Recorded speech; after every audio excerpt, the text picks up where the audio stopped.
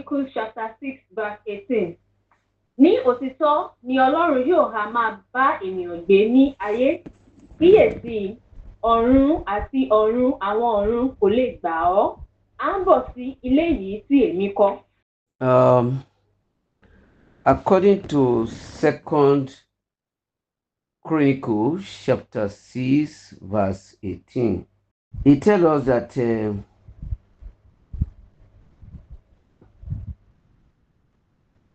God in every deed is dwelling with men on the earth, in any situation, in any condition, in any circumstance, nínú gbogbo ọ̀nà ní onírúurú ìgbà tí a bá wù ká wà, ìbá jẹ́ ìgbà tó dára, ìgbà tí ó kù díẹ̀ káàtó, ó wà pẹ̀lú wa, ó ń gbé pẹ̀lú wa.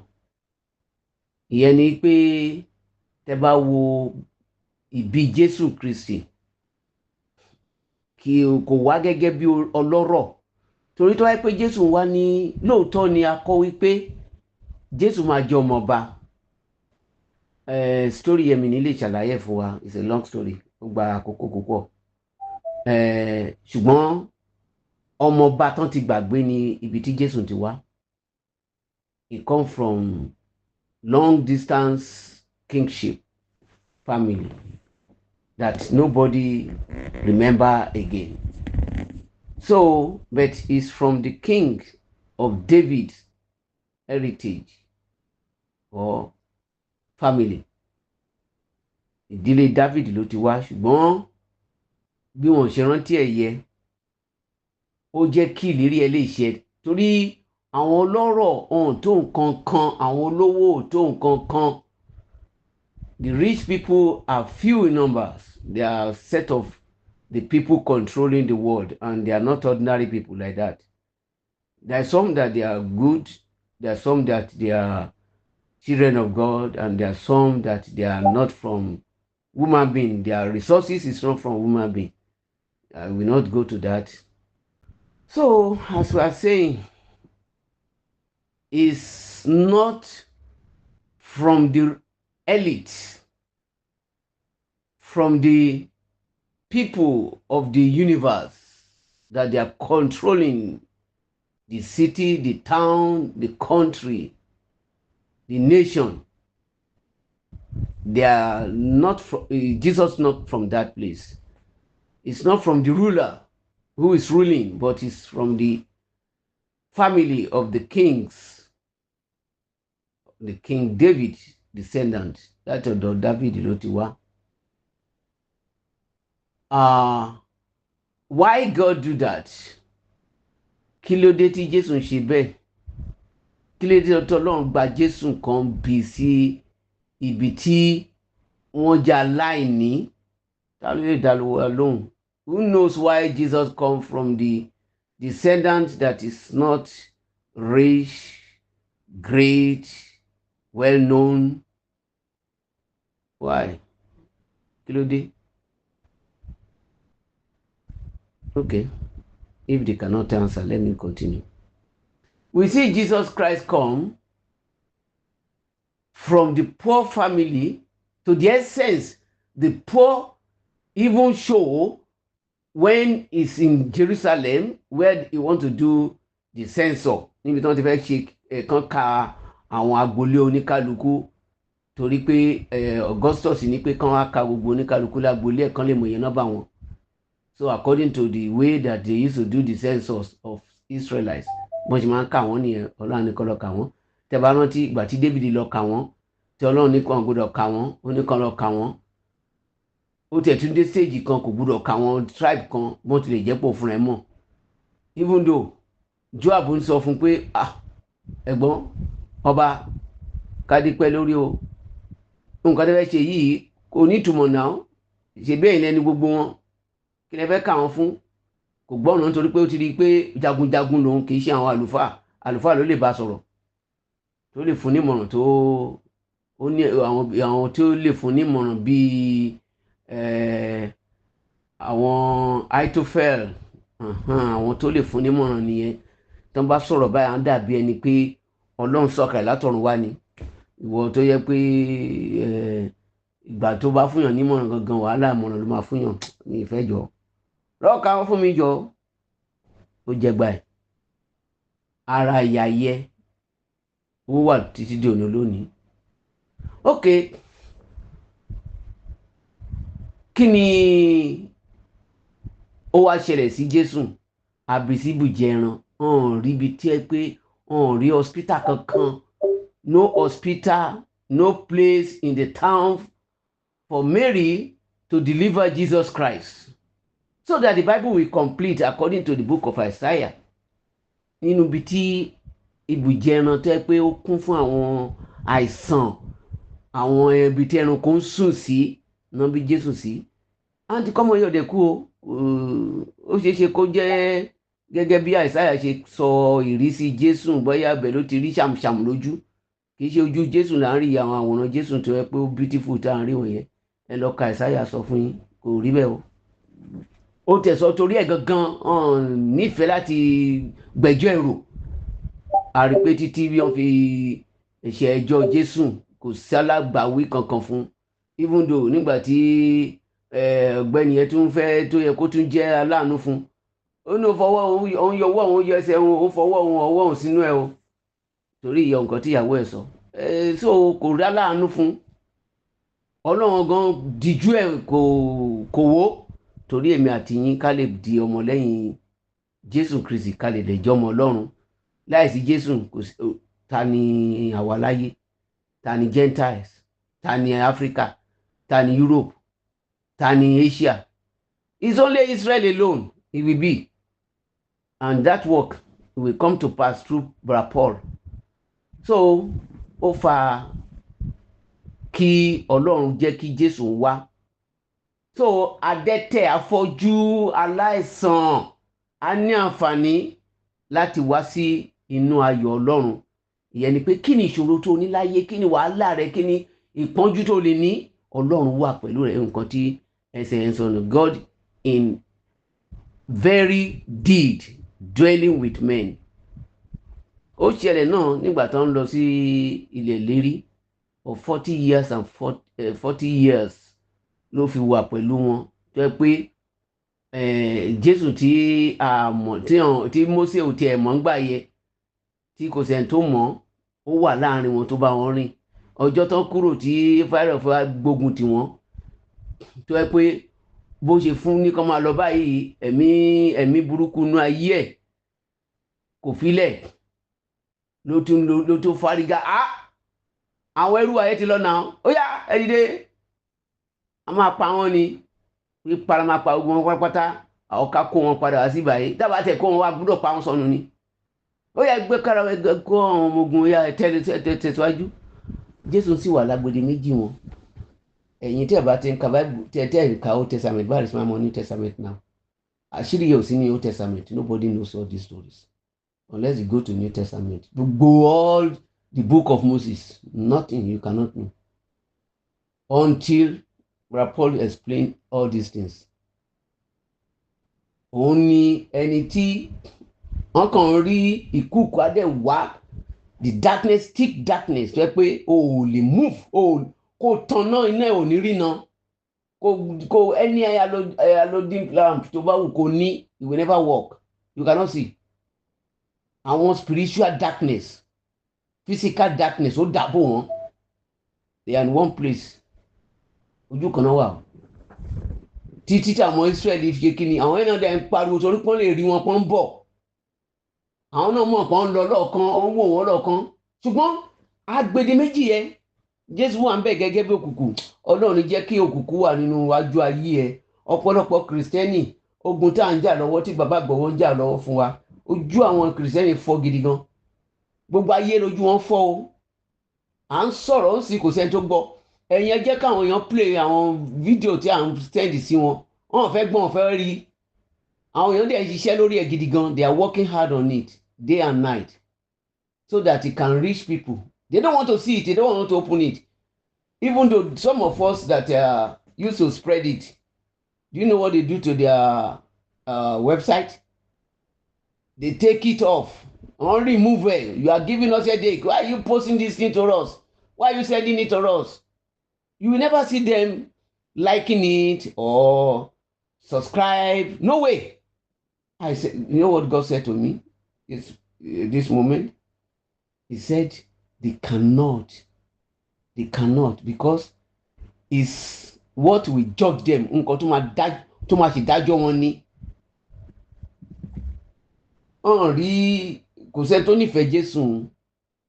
Ó dùn láti sọ, mo fẹ́ kí n dàbí Jésù nínú ìwà pẹ̀lẹ́. Ó dùn láti sọ, ó dùn láti kọ. Lórí ahọ́n ni o, kò ṣe láti náà kàn wọ́n wá. Ẹ jẹ́ kó débẹ̀. Ó dùn mọ́ wọn láti purọ́ mọ́ Jésù yẹn. Ìmá máa sọ ní gbogbo ìgbà ni títí màá fi rí wípé mo ṣe wọ̀n tí mo lè ṣe. Iṣẹ́ tọ́lọ́run rán mi màá jẹ. Kí gbogbo ayé kọ̀ láti sìn, èmi á sìn. Ẹ̀yin náà ẹ ṣe bẹ́ẹ̀ náà. You talk to your heart. Sọ̀rọ̀ sí ọkàn rẹ, bá rẹ sọ̀rọ̀, jókòó kó ronú bí ẹni tí a bí gẹ́gẹ́ bí ènìyàn. Má ṣe jẹ́ kí a tẹ̀, má ṣe bá gbogbo ayé rìn. Ó ní ègbé ni fún ẹni tí a tàn tó sì gbẹ̀tàn láyè. Woe unto him that they deceive and accepted it. So that is Proverbs chapter 1 verse 10. Ẹni tó bá ti gba ẹ̀tàn òun ló jẹ̀bi o. Ẹ ti mọ̀ pé Sátánì òun pààyàn, ó máa ń tànyàn ni. A sì gbogbo ayé sì gba ẹ̀tàn yẹn. Ó nìyẹn o. Jésù wà pẹ̀lú wọn. Wọ́n bẹ̀ sí kélé orí Mósè ní wọ́n pariwo lé Mósè. Mósè, ó bá ti fi wálẹ̀ sílẹ̀ Íjíbítì ká ṣègbé síbẹ̀ yẹ. Ibẹ̀ yálẹ̀ àwọn lè sin wá sí náà ní olórí. Ẹ̀rí àwọn 11 yòókù ibẹ̀ náà sí wọ́n sí. Joseph nìkan ló mọ ọjọ́ iwájú. Ó ní ẹ̀wọ̀ bẹ́ẹ̀ bá ṣe ń lọ òkú mi o. Ẹ má sin síbí báyìí o. Ẹ gbé dání ni o. Wọ́n dẹ̀ sin sí orí sí portion títí ẹ̀. Wọ́n sin sí. Okay. That's the problem of human being. Wọ́n ní àròjinlẹ̀. Wọ́n rorí ara wọn. Wọ́n tún wá ronú. Ohun tí wọ́n kàn ń rò ni pé ayé yìí wọ́n fẹ́ nígbà, wọ́n fẹ́ láwo, wọ́n fẹ́ di gbá, wọ́n fẹ́ di tàmọ̀dù. Mi mọ̀ bí èèyàn ṣe wà tó yẹ pé kò ní nífẹ̀ẹ́ ìran ẹ̀. Ohun tó bá mú kó gba Jésù máa nífẹ̀ẹ́ ìran ẹ̀. Jésù nífẹ̀ẹ́ ìran ẹ̀. Ẹ wo bí ẹ̀wọ̀n ló sọ yìí. Ó bá wọn rìn ní aginjù for 40 years. Bàtà wọn ò jẹ, bàtà wọn ò gbó, aṣọ wọn ò gbó, aṣọ wọn ò ya, òòrùn pa wọ́n.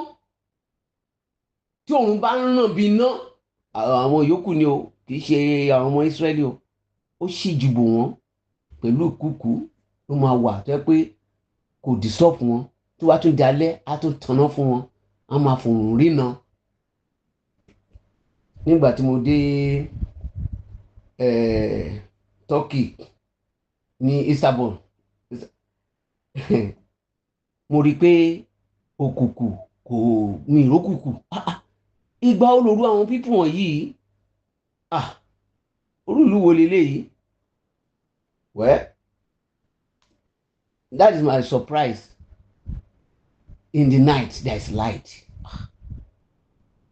Early in the morning there is light. So it's only it's my watch I'm watching. Tí mo fi mọ time. So òru ẹ̀ ló ṣẹlẹ̀ ńgbà yẹn tí Jésù ṣe. Òrun tí wọn ò tẹ̀ tawọ́ lórí. A rí i pé ìṣẹ̀lẹ̀ yìí ń ṣẹlẹ̀ láti fi hàn fún wa pé Ọlọ́run gbà yẹ o. Ó ti wà bí a ṣe ń sọ̀rọ̀ yìí. Ọlọ́run ò fi wá lẹ̀, àwa la ta ara wa jìnnà sọ́lọ́run. Ó ní àwọn ẹ̀mí ṣègbè torí wọn ní ìmọ̀. Ó tún wá sọ ó ní pé ọwọ́ Ọlọ́run ò kúrú bẹ́ẹ̀ sì ni etí Ọlọ́run kò wúwo tó yẹ pé a ní pé òun gbọ́ tàbí bá etí ẹ̀ di, ṣùgbọ́n ẹ̀ṣẹ̀ wa ló mú wa jìnnà sí Ọlọ́run. That is what make us to be very far to God. Sin. Ó ní ẹ̀ṣẹ̀ wa dàbí àkísà ẹlẹ́gbin níwájú Ọlọ́run.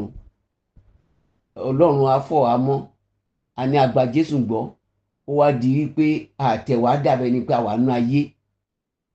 Ẹ wo àwọn Muslim yẹn, máa tó so kinní mọ́rùn bíi ẹ̀ tó pera ẹ̀ ní lọ́ọ̀yà yẹn. Ó rí bọ́n ṣe ń pààyàn ní ìlú yìí, ní gbogbo agbègbè ilẹ̀ Yorùbá ní Ìlọrin yẹn ní Kwara. Mo tẹ̀ wá rò títí pé okay, ṣé àwọn èèyàn kan lè wá pariwo pé okay, if you people don't want us to be free, okay, let's go. Actually, they already go safe. They already go. They don't have a land again. Igbo wa restore wọn back. Ó dùn wọn gan o. Ó dùn Fúlàní just for local government. Ó dẹ̀ ń control the same story of nǹkan tó ń ṣẹlẹ̀ ní gbogbo Nàìjíríà náà ló ń ṣẹlẹ̀ lọ́dọ̀ wọn. Tí Ọlọ́run ò bá fi ṣẹ́ni bí tá a fojú sí ọ̀nà gbàbẹ̀, inú bí gbogbo Yorùbá lórí Tinubu, a bú Tinubu gidi, kò sí nǹkan tá a sọ sí Tinubu, ṣùgbọ́n Ọlọ́run mú dúró síbẹ̀ yìí pé ìwọ ló máa rúùlù Nàìjíríà. Tí ò bá ṣe Tinubu ni kò ní sí èèyàn kan tá kù ní ilẹ̀ Yorùbá mọ́, torí já tágẹ́tì wọn ní ilẹ̀ Yorùbá yìí number 1. That's why àtẹ́pọ́n wọ́n ti fẹ́ wọn níyàwó, wọ́n ti di ẹlẹ́sìn kan náà. Ẹ̀tàn ẹ̀sìn ni o, ẹ̀tàn ẹ̀sìn ni o, ẹ̀sìn tán gbé dání yẹ wọn ò mẹ̀sìn tó wà nínú Kòránì yẹ o. Eléyìí tó bá favour wọn náà mú jáde. Gbogbo èyí tó wọ́n sọ pé pápápá yẹ, nǹkan tó ń sọ ni pé ẹ pa Yorùbá, ẹrù Yorùbá, kò sí tọ̀rọ̀ ẹ̀sìn o. Ibi tẹ́ ẹ ti máa mú àṣírí wọn, ẹ lọ sí north, nǹkan tó bá ti ṣe South àti Middle Belt. Bí mo kàn ń bèrè ara mi ni pé ṣé ọ̀hún tí ì pa gbogbo àwọn tó jù wà ní Kaduna tán ni? Lójoojúmọ́ náà ń pa wọ́n, every day. They see them as ants or insects or bacteria, and they need to wipe them. Orú àwọn èèyàn wo ni wọ̀nyí? Mo sọ lóòtítọ́ àtòdodo fún wa. Fúlàní ò lè ẹ́fà nílùú láyé àti láíláí. Ìṣẹ̀dá wọn ni àwọn ló máa ń gbénú igbó, àwọn ọ̀rọ̀ igi. Tọ́ba wọ́n lè, they can appear as thousands, in millions. They are from the power of darkness. Tí rí ẹni tó ṣègbéyàwó tí ọkọ ò ní family. Family come appear ni suddenly. Where is not exist will exist. Èèyàn tó ẹ̀ rírí á dẹ̀ wà lágbo ó ti ṣẹlẹ̀ ní ayé àdúgbò tèmi. Èdè kò ṣe èdè lúwa o, èdè lúbòmí ló ń sọ. Èdè lúbòmí ló ń sọ. Throughout. Ó dẹ̀ ó yan ahun ó yan sí ara ẹ̀. Ó dá kéèyàn máa ní ìrírí nínú ayé. Kí lorúkọ ẹni yẹn? Ta ló mọ orúkọ ẹni yẹn tí mo sọ yẹn? Ta ló mọ̀? Bá lè rẹ́ni tó tẹ̀ mọ́ tó wá láti eré ayé. Jẹ́ ń tẹ̀síwájú tó rákòókò wa. Wọ́n á dàbí pé àti ẹ̀ ń gbọ́ nǹkan tí mo sọ gan, bóyá tí n bá ti sọ̀rọ̀ tó náà tó máa ń gbọ́ ọ̀rọ̀ ló mọ̀. Okay. To the essence pé ó dẹ̀ claim àwọn ilẹ̀ tó pọ̀ gidi gan. A dẹ̀ máa ṣiṣẹ́ oko kòkó. Ó lọ bí ilẹ̀ bẹ́ẹ̀ ní káàkiri. Tó bá rí àwọn ọ̀gẹ̀dẹ̀, ó lè gbégi ọ̀gẹ̀dẹ̀ kan, a sì gbé méjì rù fúnra ẹni o, láìsẹ̀ ní tó máa gbé pẹ̀lú ọwọ́ kan. Tó náà ó ṣe ahun sí ara ẹ̀ tí wọ́n fi gé ọwọ́ ìkejì sọnù. Pẹ̀lú ọwọ́ kan yẹn tí gbogbo ọdẹ bá gbé ìbọn báyìí tó bá yìnbọn sí ẹranko lọ́nà jíjìn. Mo rántí ìgbà tí àwọn tó ń ṣe títì ní Àjàó fò làwọn olókè níbẹ̀ sí yìnbọn sí olókàn gbé sí gbogbo ẹ̀ sí ọwọ́ kan ní ta ò jábọ́ sílẹ̀ ni tí àwọn ọlọ́dẹ ti yìnbọn ọwọ́ kan ní tiẹ̀ ọwọ́ kan ló dẹ̀ ní. So kí la fẹ́ sọ ńbẹ̀ ni pé àwọn èèyàn wọ̀nyí bóyá nǹkan tó lọ́n fi jẹ́ kí n rántí ni mo kàn jí níbi aago kan mo ti rẹ̀ pójú ti mọ́ gidi ni pé aago 2 ti lù mi mọ̀ pé mo tètè jí before 1 sorry mo á rántí àwọn àkókò wọ̀nyẹn tó jẹ́ pé àwa èèyàn ẹlòmíì báyìí tó bá nílò owó ìyá dẹ̀ wá kò síbi tó owó ìyá wá á dẹ̀ pọ̀ a máa ná kò ṣògùn owó àwọn yóò ṣògùn owó ẹ wo ayé pé méjì o ó tẹ̀lé ní méjì kò ṣe kò lóǹkà Fúlàní jẹ́ kan nú wọn àṣàdé rí báyìí pé màálù wọn á kàn pọ̀ yìí ọ̀tọ̀ làwọn tó ń jalè o á kàn ṣàdé àpíà mo ti máa ń bèèrè lọ́wọ́ ara mi gangan ṣé àwọn Fúlàní yẹn gan mọ̀ bí ìran wọn ṣe jẹ́ báwọn fúnra wọn ṣe jẹ́ apààyàn ni wọ́n ìran apànìyàn ìdátọ́ndá wọn nìyẹn àwọn ó ṣeé ṣe kán jẹ́ pé látọ̀dọ̀ ikú náà ti wá ìran ikú náà ti wá torí wọ́n máa ń pààyàn wọ́n ti ń pààyàn jù ẹranko a máa pọ̀ lọ́dẹ ẹnu igbó àwọn àti ọmọ wọn a sì máa gbé inú igbó àwọn àjọ̀nú yìí ò ṣe pa wọ́n àwọn ohun yìí ò ṣe pa wọ́n tó bá gbéyàn báyìí inú igbó náà lọ wíì ó dínú igbó ẹ wò náà àti àwọn ọmọ tiwa tó ń bá wọn ṣiṣẹ́ papọ̀ tó ń jọ ń jí kíní èèyàn gbé tó ń jọ ń gbé inú igbó ikú ò ṣe pa wọ́n àjọ̀nú ò ṣe pa wọ́n irú erin tó wá sí ìgboro ní Akwa Ibom àti ìlú yìí Ogun State ọ̀hún rí wọn núgbó nìkan pa àwọn tán fi wọ́n sáwá sí ìgboro pé nǹkan ṣẹlẹ̀ núgbó nìyẹn Fúlàní ti gba núgbó mọ́ wọn lọ́wọ́ ó ti ń lé wọn kúrò núgbó ìwìn ju wìn lọ oríṣiríṣi wìn ló wà àwọn àjọ̀nú oríṣiríṣi ló wà núgbó ṣé àwa jẹ́ kan náà ni àwa náà ẹ̀yà ọ̀tọ̀ọ̀tọ̀ náà ni wà náà là ń gbé nínú ayé tó bọ́ ṣe wà náà nìyẹn tó bá dárúkọ Egbére àá dárúkọ Ìṣùkú àá dárúkọ àwọn ìwìn oríṣiríṣi ni wọ́n rántí ìgbà tí wọ́n wà ní high school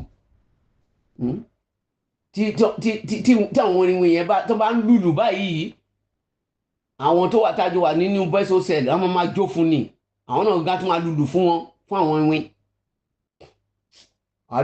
àdébìgì mi báyìí igi adẹ̀ nílẹ̀kù igi á nílẹ̀kù Ọlọ́run gbé pẹ̀lú wa àwa la gbé pẹ̀lú ẹ̀ ó ń ṣàlàyé fún ó ní heaven and the heaven of the heavens cannot contain thee ó tún sọ àṣírí kan fún wa ó ní ọ̀run fún rẹ̀ ọ̀run ìyẹn ni pé tí a bá dọ̀dọ̀ Ọlọ́run fún rẹ̀ gangan lọ́hùn ṣe àwọn òpó níbi tó ti ń ṣe ìyá ọgbà Eden ọ̀run náà nìyẹn àwọn ibẹ̀ ẹ̀kọ́ ni wọ́n ń gbé òun fún rẹ̀ tí wàá tún ní ọ̀run ibi tí òun fún rẹ̀ ti ń ṣe ìgúnwà pẹ̀lú àwọn áńgẹ́lì ó tún wá dá heavens ìyẹn ni ayé bíi àwọn all these 9 planets àwọn stars heavens wọ̀nyẹn ó tún dá wọn lóríṣiríṣi ó ní gbogbo ẹ̀ kò tó láti gbé ó kéré sí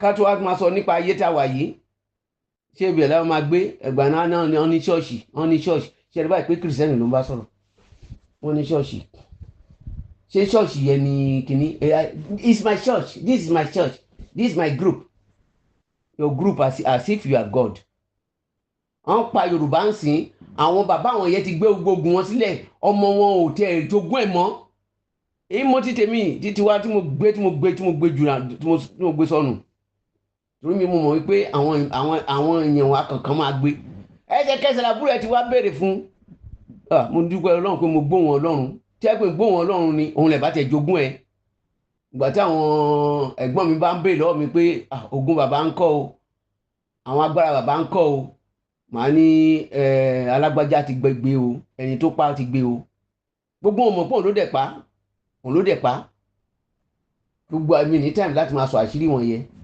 bí ní ẹ ṣe dùn bó ṣe pátán òun àti bàbá olórí ilé tó jọjọ pa pẹ̀lú gbogbo agbára ẹ̀rọ pàpàpá èmi kọ́ wọ́n rí mi pa ni mo lọ tì mọ́lé ọlọ́pàá yẹn sọ fún mi ní pé wò ó my brother fi gbogbo ẹlẹ́ fún wọn kó jìnnà sí wọn kì í pé mo bẹ̀rù wọn tí mo fi jìnnà sí wọn torí àwọn fámìlì mi ẹ̀gbọ́n àbúrò kó má di pé àwọn ló máa pa wọ́n sọnù torí wọ́n máa jogún sí wọn ni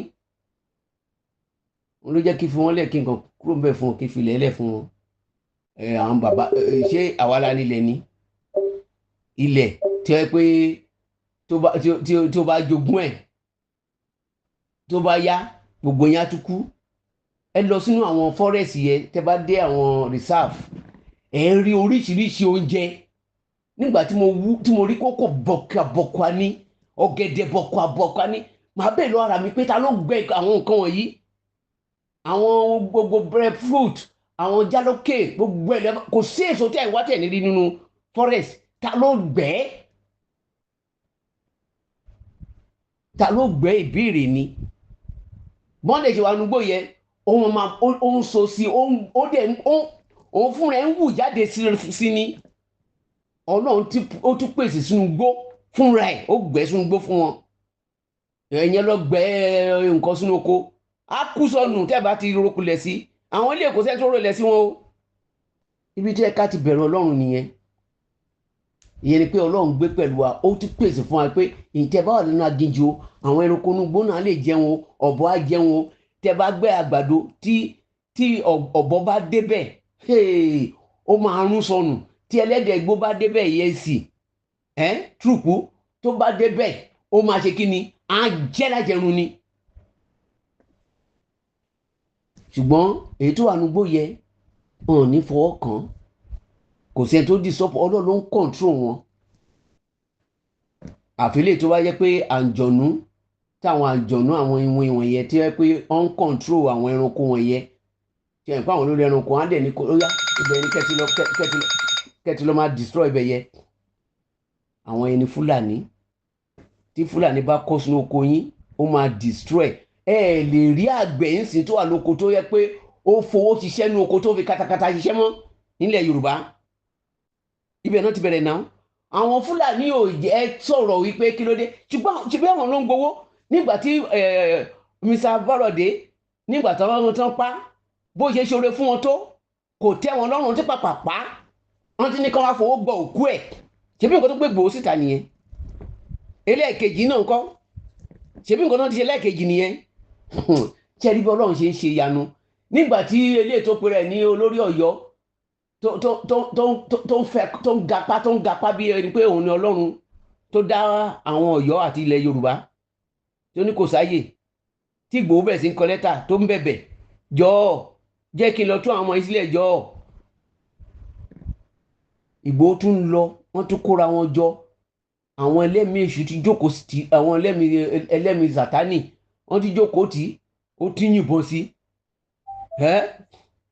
níbi tí àwọn èèyàn burú dé nìyẹn o àwọn ìka ènìyàn bí wọ́n ṣe ṣe olórí náà wà ní aláìní náà dẹ̀ wà nínú àwọn àǹjọ̀nú náà tún wà nínú gbòòrò àwọn náà ní Fúlàní àwọn náà ní Yorùbá iṣẹ́ bí tí ogun tí à ń bá jàkadì ogun àìrí ni ogun àìrí ogun tí ẹni tí ẹ mọ̀ ó ní ọ̀tá nílé ọ̀tá lóde ogun nílé ogun níta ogun ní gbogbo bí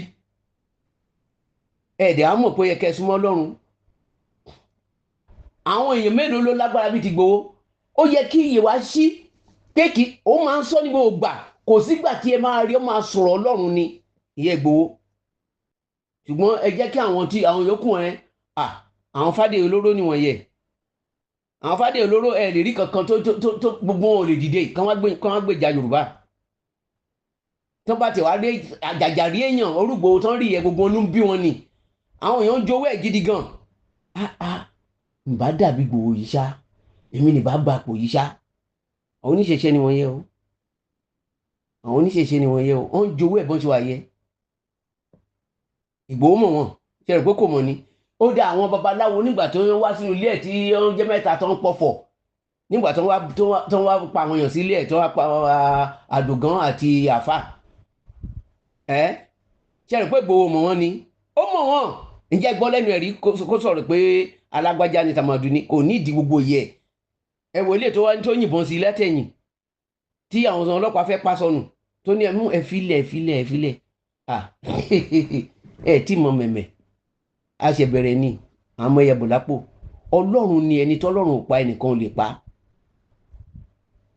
ó wà pẹ̀lú wa ohun kan tí Ọlọ́run ń ṣe ni tó ń sọ fún wa kò tí ì yé wa kò dẹ̀ lè yé wa torí pé àwọn tó pera wọn lọ́mọ Ọlọ́run tó ń pera wọn ní Kristẹni wọn proof pé they are Christian ẹ máa gbọ́ wàásù wọn ṣé àkókò tó yẹ kéèyàn máa wàásù ni kó máa sọ pé blessing nínú ṣọ́ọ̀ṣì jẹ́ sọ nǹkan tó ń go on news wọn àwọn NTN àbí kí wọ́n gba àwọn nǹkan tó ń pè wọ́n TV wọn àti rédíò wọn ní ká ṣèbí Mákindé ló sọ ó ní àwọn ti control gbúdọ̀ ròyìn anyhow gbúdọ̀ ìròyìn tá a bá sọ pé kẹgbẹ́ lẹ máa gbé ẹ̀rí bí àwọn Fúlàní ṣe ya wèrè síta nítorí ọ̀rọ̀ Ìgbòho nítorí ọ̀rọ̀ Ìlọrin gbogbo wọn á ya wèrè sí ìgboro ẹ̀ ń gbéyàn ẹ̀ ń gbowó ẹ̀ ń pa wọ́n àtọba o àti ìlú o gbí ṣùgbọ́n Ọlọ́run wà pẹ̀lú àwọn tirẹ̀ àdúrà tá à ń gbà kò lè lọ lásán bí àbátẹ̀ sí Nàìjíríà yẹ kò lè lọ lásán mo mọ̀ wípé gbogbo nǹkan tí ọkàn tí àwọn èèyàn fẹ́ ni pé ilẹ̀ Yorùbá yẹ kó pòórá kó má exist mọ́ ìyẹn ni iṣẹ́ tí Fúlàní wá ṣe iṣẹ́ tó dẹ̀ wá ṣe kì í ṣọ̀rọ̀ 60 years ọ̀rọ̀ tó ti bẹ̀rẹ̀ láti 200 years wọ́n dẹ̀ continue òfò náà ní dẹ̀ máa bá ń díẹ̀ asán nínú asán ní máa bá ń díẹ̀. ok ẹ̀yin tí ẹ ní ṣọ́ọ̀ṣì o tí ẹ rò wípé nǹkan tí inú Ọlọ́run dùn sí nìyẹn ẹ má rò wípé Ọlọ́run ibẹ̀ ni ó máa jókòó sí kò ká sí o ìgbà tí ní tẹsàmì dé tí bra Paul máa sọ̀rọ̀ ó ní àwa ni temple Ọlọ́run àwa gangan ni house of God is our heart so ilé tí a ṣe yẹ ibi tí wọ́n ìpàgọ́ ibi tí wọ́n ti ń pàdé ibi ìpàdé níbẹ̀ yẹn túmọ̀ sí kì í ṣe pé church ìtumọ̀ church ni àwọn Ọlọ́run àwọn Jésù kéékèèké Christ, that's the meaning of church. Christian, small Christ, small Jesus. Àwọn Jésù kéékèèké tán jẹ́ ìjọ tán jẹ́ ṣọ́ọ̀ṣì. Àwa gbàgbé gbogbo ẹ̀ àti àwa dá gbogbo ẹ̀ sọnù. Nǹkan tó wù wá ni wá dì mú. Àwọn akíkanjú dẹ̀ ṣàlàyé. Wọ́n ṣí wa lójú. What you can do. Wọ́n wá ní pé wọ́n fẹ́ gbọ́ olóòlù máa jáde pé kán fi ṣètùtù sílùú wọn Fúlàní máa ti jáde náà ó máa ń yarí wọ́n bẹ̀ sí bá wọn jà wọ́n ní ọba ó tẹ̀ pé bẹ́ẹ̀ ni pé ó tẹ̀ rí ó ń bá ọmọ ọ̀dọ̀ sọ̀rọ̀ ẹgbọ́n ti Fúlàní yẹn ti Ìlọrin gbé sọ̀rọ̀ ó ní àwa ń ṣe bí ti ẹ̀yin Yorùbá tẹ́ kó máa sọ̀rọ̀ sọkúsọ sí ọba yín tẹ́ ní respect fún àwọn olórí yín àwa ń ṣe bí ti yín náà ẹ kàn gbére ẹ̀ wá sí Ìlọrin ẹ ò lè wá tẹríba fún ọba Ìlọrin ṣé bóyá kẹ́ ẹ ṣe ni àwa ń ṣe bí ti yín o mo wò báyìí ẹnu ẹ̀ ń yọ̀ bí ẹni tó jẹ wédú ìgbà tí wàhálà bá máa dé ayé àwọn lẹ́nu àdúpẹ́ Ọlọ́run fún tilẹ̀ Niger kọlọ jẹ́ ká lè rí àwọn èèyàn bẹ́yẹ nílẹ̀ Yorùbá ààrẹ ẹyọ kankan kò sí kankan kò sólórí kankan nílẹ̀ Yorùbá tó lè ṣe nǹkan tó ṣe ní House of Assembly lè rí ẹnìkan kan tó ń jà fún Yorùbá yàtọ̀ sí ọmọbìnrin yìí Ọ̀ṣẹ́mọlẹ̀ onìkan ló ń jà fún South kò sí ẹnìkankan tó ń sọ̀rọ̀ gbogbo wọn dẹ̀ ń gbowó wọn wá dàbẹ́ ni pé hàn sí láyé nígbà tó wà láàyè owó náà ń lépa gbogbo wọn kẹ́ẹ̀dọ́ adẹ́wádìí ẹ̀yẹ ẹ̀rí kìrìsìtẹ́nì láàrin wọn ẹ̀rí kìrìsìtẹ́nì ẹ̀rí mùsùlùmí láàrin wọn ẹ̀ẹ́dẹ̀ rí wọn pé gbogbo èèyàn ti dé lu ìbò rí o ṣùgbọ́n inú wọn dẹ̀ ń dùn bí wọ́n ṣe ń run wa lọ yẹ owó náà wà ibi tẹ́ ẹ ti mọ̀ pé àwọn ṣèèyàn nìyẹn owó ṣáná ń lépa kí náà fẹ́ fowó yẹn ṣe ìbò náà òkè ilé tó bá kọ́ ọ̀bùn náà máa kọ́ sí ṣebí ilẹ̀ Yorùbá yìí ni òkè wọ́n ti kówó tó fà kó lọ sílùú ìlú òyìnbó náà lọ ìbò náà fẹ́ lọ nílùú òyìnbó ìbò náà fẹ́ lọ gbé Europe tẹ́ pé àwọn gan wọ́n ti wọ̀ France náà tẹ̀ tí ń jà fún rẹ̀ díẹ̀díẹ̀ ń sìn wọ́n ti gbé àmọye mọ́ṣáláṣí ti gbé tì àwọn náà ti ń jà fúnra wọn pé irọ́ nínú wa tán jálọ gbàdúrà àkókò ọ̀sí ẹ ké pọ̀ Ọlọ́run o kọlọ́n kó a tú yín sílẹ̀ kó má jẹ́ pé ẹ kàn máa wá sínú ayé lásán Ọlọ́run á dẹ̀ máa kà á fún yín báyìí gbogbo nǹkan tó ṣẹlẹ̀ kí lẹ ṣe kí ni ìgbésẹ̀ tẹ gbé ǹjẹ́ ẹ gbàdúrà ǹjẹ́ ẹ gba ìtúsílẹ̀ ǹjẹ́ tẹ fẹ́ kí ẹ gba ìtúsílẹ̀ gangan ẹ gbàdúrà kẹ má jẹlẹ̀ tán ẹ̀yin tẹ̀ dẹ̀ jẹ́ pé ẹ fi gbogbo náà kan yín ẹ fi ń bọ́ lọ́rùn ni ẹ dẹ̀ ń ṣe gbogbo nǹkan tọ́lọ́run ní kẹ́ ẹ ṣe ẹ wá síra yín bọ̀ ní ẹ̀jẹ̀ Jésù báyìí torí Jésù tí wàá ta ẹ̀jẹ̀ sílẹ̀ ru jàgbélébù pé ká lè mú ẹ̀ṣẹ̀ yín kúrò ká lè tú yín sílẹ̀ nínú ìpọ́njú tó dé lákòókò yìí sí gbogbo ayé eléyìí ò ń ṣe COVID-19 kékeré lélẹ́yìí o kékeré ni COVID-19 eléyìí gangan náà pè ní ogun ẹ̀mí ogun ọ̀run àpáàdì eléyìí tí jẹ́ ìpè ò tí dùn o tí ìpè bá dún kọ́ mélòó ni onítò bá padà tí wọ́n padà bá ìgbàgbọ́ bí tí ó lè bá ìgbàgbọ́. In Jesus' name we pray. Amen.